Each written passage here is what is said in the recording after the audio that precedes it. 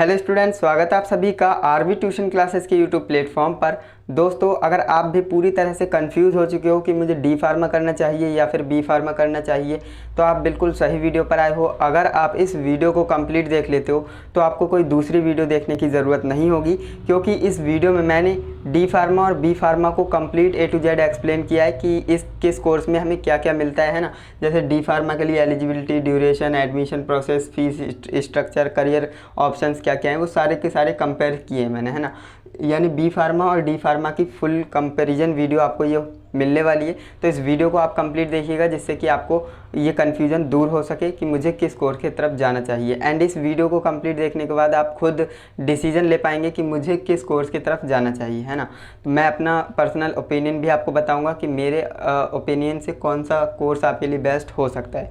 तो चलिए दोस्तों, आज की इस वीडियो को शुरू करते हैं। दोस्तों, अगर आप एक एक कोर्स के बारे में अलग अलग से जानना चाहते हो, जैसे डी फार्मा क्या होता है कंप्लीट जानकारी, है ना, और बी फार्मा क्या होता है कंप्लीट नॉलेज, अगर आप चाहते हो तो इनके ऊपर मैंने वीडियो बना रखी है अलग अलग से। तो आप जाएंगे चैनल पर, प्लेलिस्ट सेक्शन को ओपन करेंगे तो वहाँ पर आपको एक प्लेलिस्ट मिलेगी करियर काउंसलिंग रिलेटेड, है ना। तो वहाँ पर मैंने काफ़ी सारे कोर्सेज़ के बारे में बता रखा है ना। BA, BSc, BCom और ये आपके D pharma, medical course, engineering course, तो काफ़ी सारे कोर्सेज़ के ऊपर मैंने वीडियो बना रखी है कि किस कोर्स को करने पर हम क्या बनते हैं और कितनी कितनी फ़ीस होती है और कैसे A to Z पूरी जानकारी उन वीडियोज़ में दी हुई है ना। तो आप किसी भी कोर्स के बारे में जानना चाहते हो तो आप यूट्यूब पर सर्च भी कर सकते हो, BCom की पूरी जानकारी बाय आरवी ट्यूशन क्लासेस, बाय करके हमारे चैनल का नाम लिख देंगे ना, तो आपको हमारी वीडियो देखने को मिल जाएगी। ओके, तो आज की इस वीडियो का हमारा टॉपिक क्या था, डी फार्मा और बी फार्मा में हम कंपैरिजन करने वाले हैं। सबसे पहले तो आप इसकी फुल फॉर्म जानते होंगे कि भाई डी फार्मा और बी फार्मा होता क्या है। तो ये फार्मेसी वाला कोर्स है, मेडिकल कोर्स है ना। तो सबसे पहली कन्फ्यूजन होती है स्टूडेंट्स को कि ये कोर्स सिर्फ बायो वाले करते हैं। ऐसा बिल्कुल भी नहीं है, बायो और मैथ्स दोनों के स्टूडेंट्स इस कोर्स को कर सकते हैं, है ना। डी फार्मा जिसमें डी लग गई तो वो डिप्लोमा हो गया, है ना। जिसमें बी लग गई वो बैचलर डिग्री हो गई। तो डिप्लोमा हमारा ये जो है डी फार्मा क्या होता है, एक डिप्लोमा होता है ना। और जो आपका बी फार्मा है वो क्या है, एक डिग्री है, बैचलर डिग्री जिसे कहते हैं, है ना। तो ये इससे बड़ी ही होगी, है ना, जो कि नाम से ही पता लग रहा है, क्योंकि ये एक डिग्री है और ये एक डिप्लोमा है ना। लेकिन दोनों के लाइसेंस जो है आपके लिए इक्वल समझ सकते हो, क्योंकि दोनों के लाइसेंस ही ज़रूरी होते हैं और लाइसेंस के लिए ही ये कोर्स किए जाते हैं। अब देखिए, काफ़ी स्टूडेंट डिप्लोमा क्यों करते हैं, उन्हें चाहिए होता है लाइसेंस, जिससे कि वो अपना मेडिकल शॉप खोल सकें या फिर अपने मेडिकल को किराए पर दे सकें, है ना। ऐसे ही सोच करके ही जो है स्टूडेंट्स क्या करते हैं, डी फार्मा करते हैं, क्योंकि इसमें टाइम भी कम लगता है और बी फार्मा में हमारा टाइम भी ज़्यादा लगता है, फीस भी ज़्यादा लगती है ना। तो इसलिए ज़्यादातर जो मैक्सिमम स्टूडेंट्स हैं वो क्या करते हैं, डी फार्मा कोर्स करते हैं। ओके, तो सबसे पहले हम एलिजिबिलिटी की बात कर लेते हैं कि भैया इसमें एलिजिबिलिटी क्या होती है। अगर हम इस कोर्स को करेंगे डी फार्मा को या फिर बी फार्मा को, तो हमें क्या एलिजिबिलिटी होनी चाहिए। तो एलिजिबिलिटी दोनों में सेम ही रहती है, यानी कि अगर आप डी फार्मा करेंगे तब भी आपको जो है 12th पास होना चाहिए, आपने 12th पास आउट किया होना चाहिए, या फिर आप अपेयरिंग में नहीं चलेगा, आपने 12th किया हुआ होना चाहिए, है ना। एंड जो आपका अब 12th में कौन से सब्जेक्ट होने चाहिए, ये कन्फ्यूजन होती है स्टूडेंट्स को। तो मैंने बता दिया कि अगर आपके पास 12th में बायो या फिर मैथ्स है तो आप इस कोर्स को कर सकते हो। ध्यान देने वाली बात यह है कि आपकी मिनिमम परसेंटेज यहाँ पर रिक्वायर्ड होती है, जो कि 50 to 55% होनी चाहिए, है ना। इससे कम नहीं होनी चाहिए, यानी 50 to 55, 50 से 55% आपके अंक होने चाहिए कक्षा 12 की बोर्ड परीक्षा में। ओके, मैंने आपको बताया जो आपका बी फार्मा या डी फार्मा की एलिजिबिलिटी सेम रहती है, तो इसमें भी आपका 12th पास चाहिए। एंड यहाँ पर जो है बायो मैथ्स दोनों कर सकते हैं और मिनिमम परसेंटेज यहाँ पर भी 50 to 55% होती है। ओके, अब यहाँ पर मैं बात करता हूँ कि ड्यूरेशन, है ना, किस कोर्स में कितनी ड्यूरेशन है। तो मैंने आपको बताया जो डी फार्मा है वो क्या है, एक डिप्लोमा है, और जो आपकी बैचलर डिग्री है यानी बी फार्मा, तो वो क्या है, बैचलर डिग्री है। तो डिप्लोमा है तो इसलिए ये 2 साल का होगा, और जो बैचलर डिग्री है बी फार्मा तो ये आपकी 4 साल की होती है ना। ये 4 साल की है, तो ध्यान दीजिएगा, इसमें ज़्यादा टाइम लग रहा है और इसमें कम टाइम लग रहा है। अब बात करते हैं एडमिशन प्रोसेस की कि आखिर एडमिशन प्रोसेस क्या रहता है। तो देखिए, एडमिशन प्रोसेस भी दोनों में सेम है। आप 2 तरह से एडमिशन ले पाएंगे, पहला एंट्रेंस के थ्रू, दूसरा डायरेक्ट एडमिशन। डायरेक्ट एडमिशन के बारे में आप जानते ही ऑलरेडी कि करना क्या होता है। डायरेक्ट एडमिशन लेने के लिए हम किसी भी प्राइवेट कॉलेज में जाएंगे, वहाँ पर हम बताएंगे कि ये कोर्स करना चाहते हैं, तो वो पूरा एक्सप्लेन कर देंगे आपको उस कोर्स के बारे में, एंड इसके बाद आपका एडमिशन हो जाएगा नॉर्मली, है ना। लेकिन बात करते हैं एंट्रेंस की, क्योंकि स्टूडेंट्स को एंट्रेंस के बारे में ही पता नहीं होता है ना। एंट्रेंस के बारे में पता नहीं है और इसके बारे में ही जानना चाहिए। क्यों? क्योंकि इसके बहुत सारे फ़ायदे हैं। सबसे पहली बात, अगर आपने 12th पास किया है, अच्छे से पढ़ा है, तो आप CUET जैसा एग्ज़ाम दे सकते हो जिसमें क्लास 12th ही पूछा जाता है ना, 11 12th। तो उसमें होता क्या है, ये एक एंट्रेंस होता है CUET, है ना। तो वो होता क्या है, कॉमन यूनिवर्सिटी एंट्रेंस टेस्ट। अगर उसने आपने उस वीडियो को नहीं देखा है तो उसके ऊपर भी मैंने वीडियो बना रखी है, CUET UG कोर्स क्या होता है, CUET UG एंट्रेंस टेस्ट क्या होता है ना। गर्मी थोड़ी ज़्यादा है, इसी वजह से थोड़ी सी पसीना आ रहा होगा, उसे इग्नोर करिएगा। तो यहाँ पर आप देखिए एंट्रेंस टेस्ट के ऊपर मैं बात कर रहा था।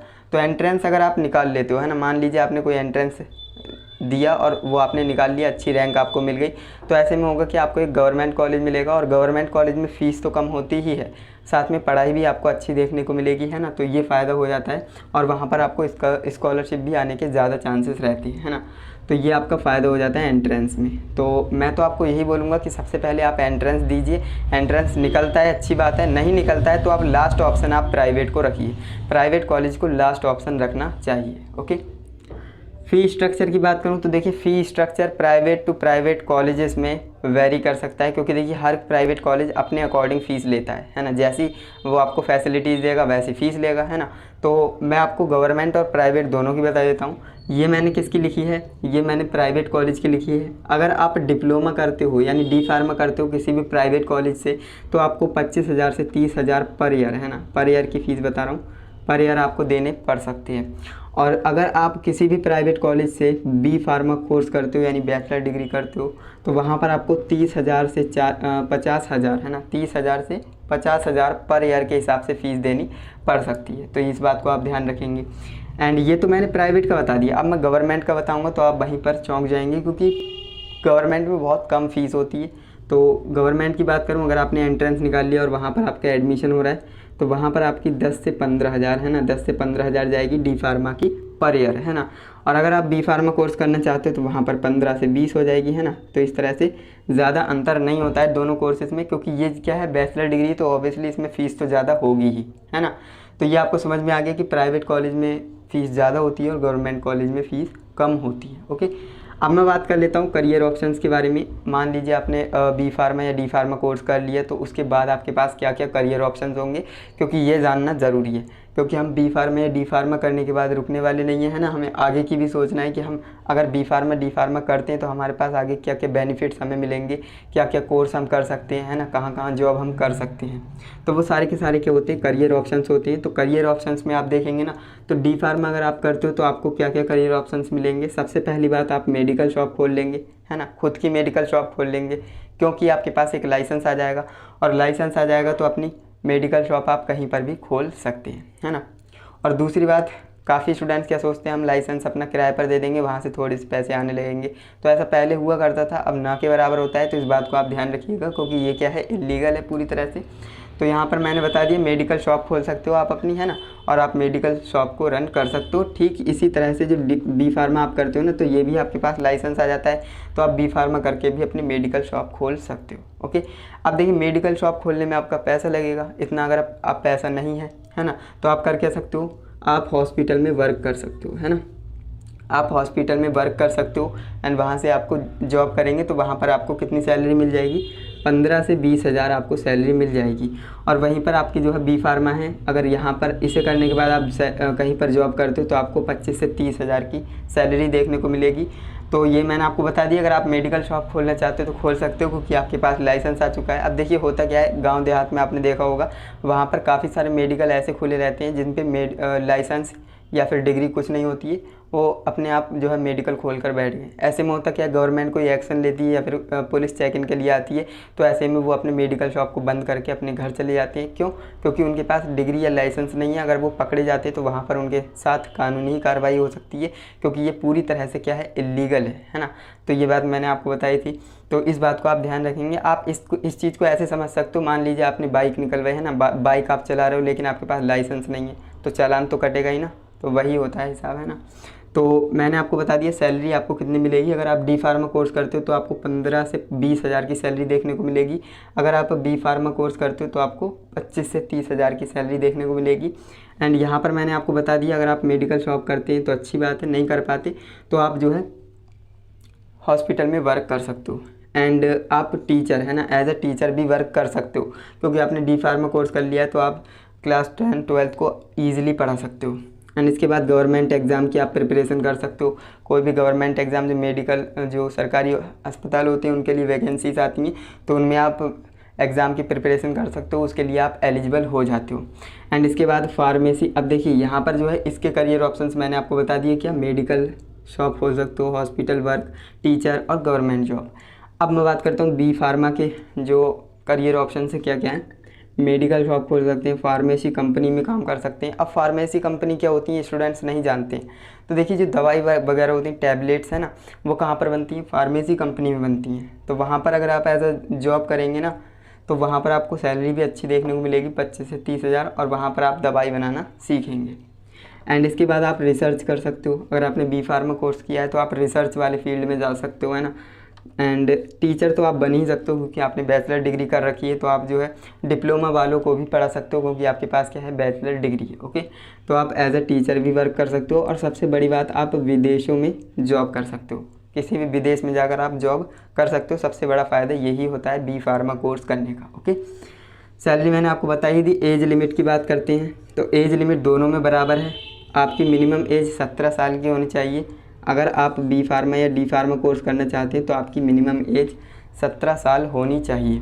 इससे कम है तो आपको दिक्कत होगी, बाकी इससे ज़्यादा होगी तो चलेगा, बट इससे कम नहीं होनी चाहिए। एज लिमिट आपकी जो है 17 साल मिनिमम होनी चाहिए। ओके, तो ये सारी की सारी जानकारी मैंने आपको बताई। अब आपको समझ में आ गया होगा, क्लैरिटी हो गई होगी कि मुझे किस कोर्स की तरफ जाना चाहिए, डी फार्मा या फिर बी फार्मा, है ना। तो सबसे पहली बात मैं आपको बताऊँ, मेरा पर्सनल ओपिनियन, अगर आपके पास पैसे हैं, है ना, आपके पास पैसा है और आपके पास टाइम भी है, क्योंकि देखिए ऐसा तो है नहीं सिर्फ आप डिग्री ले लेंगे और आप कोई सीखेंगे नहीं, कॉलेज नहीं जाएंगे, तो ऐसे डिग्री लेने से कोई फ़ायदा नहीं होता है ना। अगर आपके पास पैसा प्लस टाइम है ना, दोनों चीज़ें बोल रहा हूँ, पैसा प्लस टाइम है, डेफिनेटली आप बी फार्मा की तरफ जाइए। पैसा क्यों, पैसा इसमें ज़्यादा लगता है, और टाइम क्यों, टाइम भी इसमें ज़्यादा लगता है ना। तो ये दोनों चीज़ अगर आपके पास है तो डेफिनेटली आपको बी फार्मा की तरफ जाना चाहिए, क्योंकि इसमें ज़्यादा बेनिफिट्स आपको देखने को मिलेंगे। लेकिन मान लीजिए आपके पास पैसे कम हैं और टाइम भी कम है ना, आप जल्दी जॉब पाना चाहते हो या फिर जल्दी आप अपनी एजुकेशन को कंप्लीट करना चाहते हो, तो डेफिनेटली आपको किसकी तरफ जाना चाहिए, तो आपको जो है डी फार्मा की तरफ जाना चाहिए, क्योंकि इसमें भी आपको लाइसेंस मिल जाएगा। आप अपनी जो है इस डिग्री को या इस डिप्लोमा को कंप्लीट होने के बाद मेडिकल शॉप खोल लेंगे एंड यहाँ से आप अपनी कमाई शुरू कर सकते हैं। ओके, तो ये आपके लिए बेस्ट हो सकता है। तो ये मैंने आपको बता दिया। अब मैंने आपको रास्ता दिखा दी, बाकी आपको ही चलना पड़ेगा, है ना। तो बाकी इस वीडियो में मैंने आपको कंप्लीट नॉलेज दी है। आपको कोई लगता है कोई टॉपिक मिस हो गया है तो कमेंट बॉक्स में बता दीजिएगा। बाकी वीडियो कैसी लगी कमेंट बॉक्स में बताइएगा। एंड वीडियो अच्छी लगी तो लाइक कीजिए, अपने दोस्तों के साथ शेयर कीजिए, जिससे कि वो भी जान पाएँ दोनों में क्या फ़र्क होता है, हमें क्या कोर्स करना चाहिए, है ना। तो उन्हें वीडियो ज़रूर शेयर करना। एंड चैनल पर नए हो तो जुड़ जाइए, क्योंकि इस चैनल पर मैं आपको इसी तरह से करियर काउंसलिंग रिलेटेड काफ़ी सारी वीडियोस देते रहता हूं, जिससे कि आपकी जो है जितने भी डाउट्स होते हैं वो सॉल्व होते रहते हैं, है ना। तो चलिए दोस्तों, आज के लिए बस इतना ही। मिलते हैं नेक्स्ट इंटरेस्टिंग इन्फॉर्मेटिव वीडियो के साथ। तब तक के लिए जय हिंद, वंदे मातरम।